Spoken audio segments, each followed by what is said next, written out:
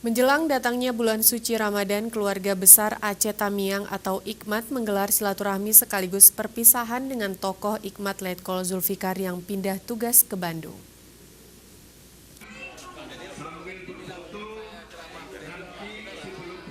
Silaturahmi keluarga besar Aceh Tamiang atau Hikmat di kota Banda Aceh dalam rangka memupuk persaudaraan bagi masyarakat Tamiang.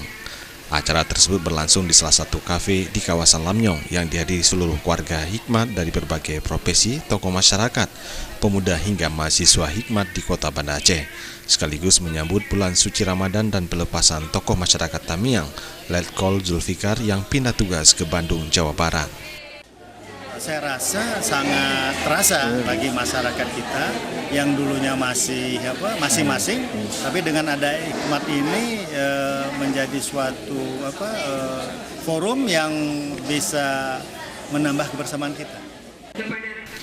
Tidak hanya itu, pertemuan tersebut guna menghimpun dan gerakan sosial bagi anggota, khususnya bagi anggota Hikmat yang membutuhkan bantuan atau kepedulian, sehingga keberadaan wadah pemersatu dapat membantu masyarakat, sekaligus ajang untuk mendata anggota yang tersebar di wilayah Aceh Besar, Banda Aceh, dan Kota Sabang. Bahwa di dalam keluarga Hikmat ini sendiri, tidak semuanya mempunyai katakanlah kehidupan ekonomi yang sangat-sangat membantu.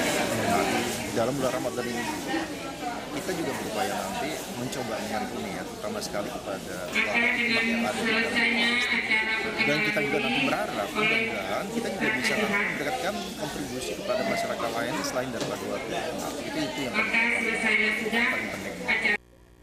Di samping itu, Hikmat juga menerima bantuan benih pepaya merah delima secara cuma-cuma dari BPTP Aceh, diserahkan mewakili Kepala BPTP Aceh sehingga pepaya tersebut bisa ditanami sekitar pekaraman atau kebun. Tim Liputan Aceh TV.